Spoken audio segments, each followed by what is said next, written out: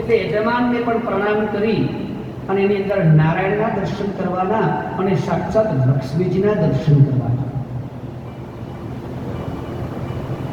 જગનો વૈ વિષ્ણુ.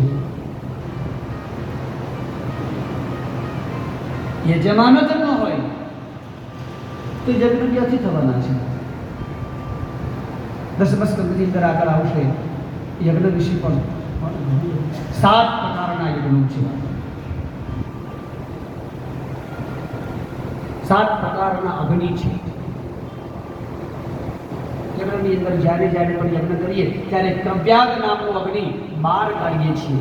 પેલા દક્ષિણ દિશાની અંદર અગ્નિ ખૂણાની અંદર મૂકી અને ગાયબ ખૂણાની અંદર એની તેજી દૂર કરીએ છીએ.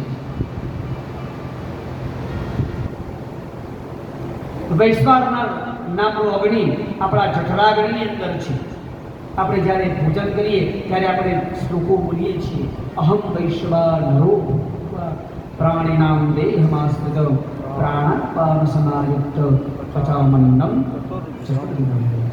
એનો અર્થ શું? હે વૈશ્વાનર અગ્નિ, આપની કૃપાથી અમે જે પણ કંઈ ભોજન કરીએ છીએ 4 પ્રકારના અન્ન છે.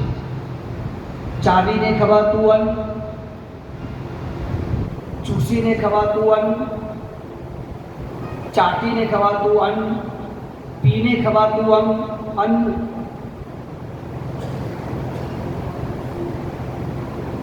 આ 4 પ્રકારના અન્ન વૈશ્વાનર નામના અગ્નિ એ પચાવે છે.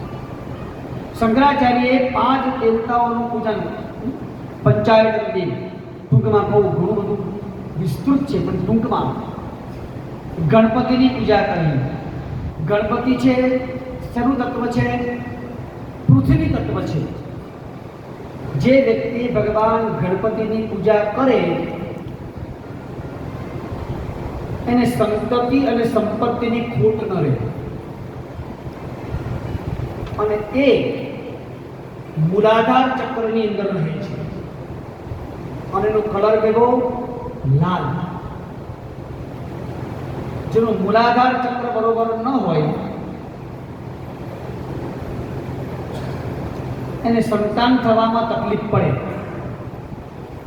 એટલે 3 ધરોવાળી 3 પાંખડીવાળી ધરો એવી 11 ધરો ભગવાન ગણપતિજીને રોજ ચડાવવી. વૈષ્ણવાદી સર્વદેવાનાં દુર્વા વૈ પ્રીતિદા સદા વંશવૃદ્ધિ કરી નિત્યમ ગણેશાય અર્પયામ્યહં.